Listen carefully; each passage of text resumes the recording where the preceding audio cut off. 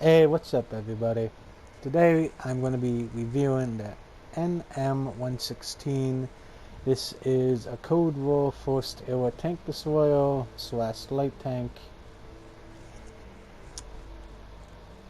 The equipment I'm using is an advanced loader, traction system, advanced powertrain to give it that little bit of mobility it needs. It's not slow off the bat, but horsepower when you first get it or unlock it isn't the best, but it's okay. It is still a Safi. I just wanted to get mine up to 70 kilometers an hour, so I'm practically next to almost impossible to hit. Which is why I'm running fuel on this. You don't have to, but I just like the extra 10% horsepower. I find it handy for when I want to circle somebody, which you can in this thing. It's still on a M24 Safi hull. The ammunition is APF, SDS, heat, and HE. I'm only using AP. I'm just going to shorten it for you guys. Heat. I could use some HE, but I'm not. The cell velocity is pretty good on this tank, 1,275 meters a second. So sniping is definitely doable on this thing. It's only going to take about a second to get there.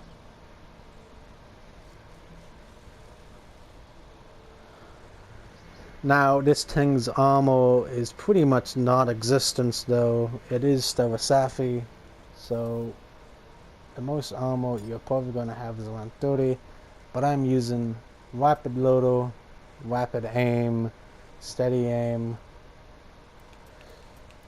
If you're going to be playing this thing, I definitely recommend these two. Rapid loading's obviously a nice one just to have, but once you get these two, you could pretty much be on the move in suits.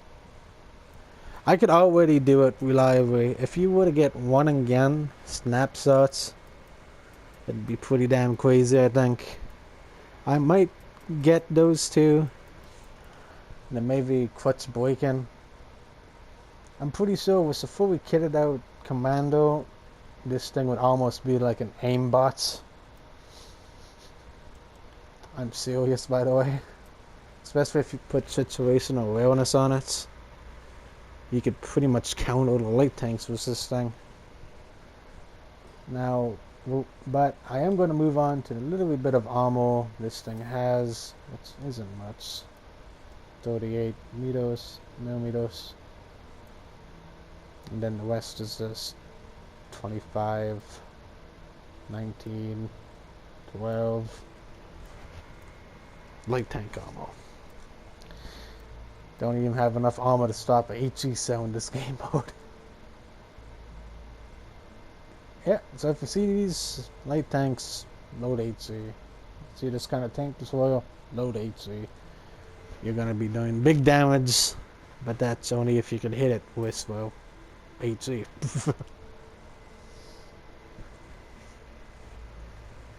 Here you can see its boost. 20% XP on, 55% silver on, and at 10% to crew XP on. Here's the rest of the stats. You got a 5.6 second reload, 10 degrees of gun depression, 15 degrees of elevation, 1.9 second aim time, and 30 accuracy. 0.30 accuracy.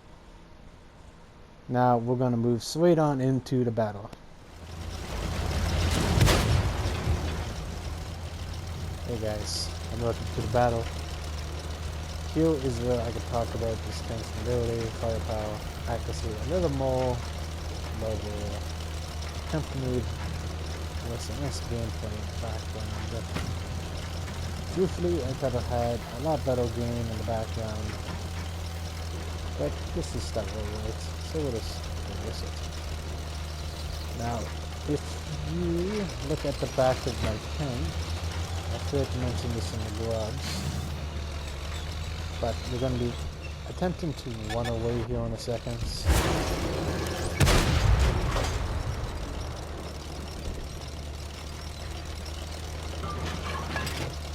One thing you should know when you go to silk or something, you want to be firing maybe 90 degrees to your left and right and in front of you, because if you try to fire over your back, you can't traverse the gun.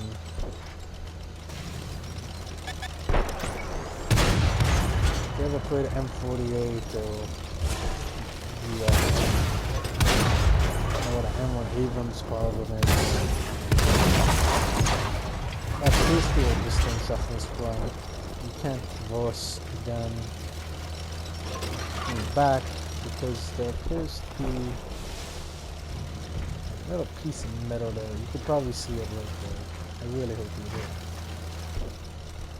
Right there below the turrets. So yeah, that stops you from shooting behind you. So now you know a weakness of the vehicle.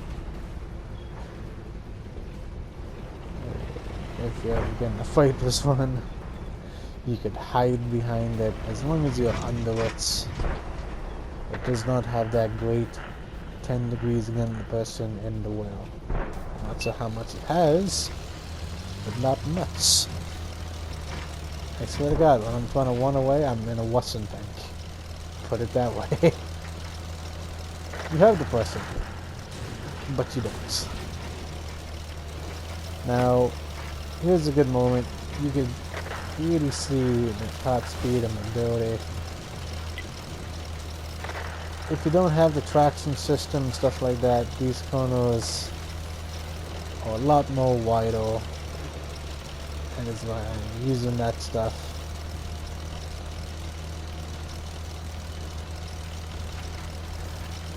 And I just noticed when I recorded this battle, this was before I did the Grudge intro, and the night before that I was in a custom battle, which is why I'm using custom consumers and not the stuff I had in the Grudge.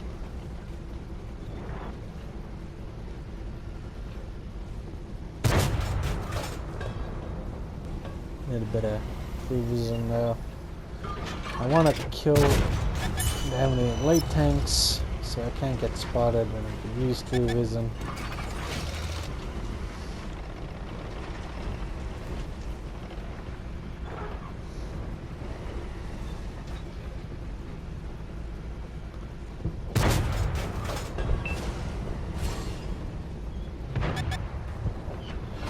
A bit of sniping here. I know it's not the best thing to watch, but sometimes you just gotta do what you gotta do. And it shows, at the same time, it shows you guys, because let's be honest, you're gonna get in this situation eventually. Everybody has to snipe long range eventually in order tanks. And you can see just how fast these shells are going. As long as you could see a little bit of the tank, and you can get it on targets, you're gonna hit with this. It takes maybe like a second or less for the cell to go and hit that target, and you're highly accurate. Doesn't matter if the cell goes full bloom. When I fire, I swear to God, this should have been a Western tank. And Steinem is pretty much just a pork with it. Like those cells fly friggin' through, let me tell you. Now we do get pushed back a little here by a light tank. When a light tank and this tank destroyer go off, it's pretty much a battle to the death. And it depends on the coil.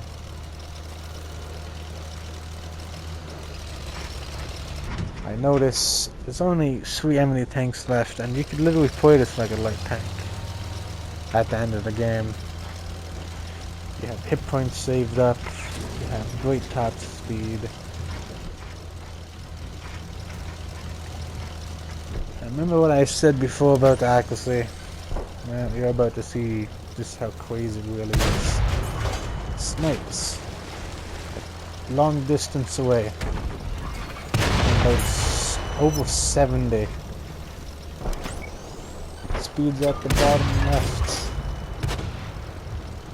Going 70. Circle's barely blooming out. And I don't have one and gun.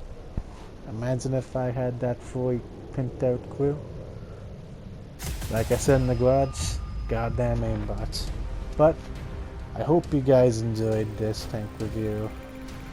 Let me know what you think about this tank. Is it a little too good, or is it just white? But catch y'all in the next one.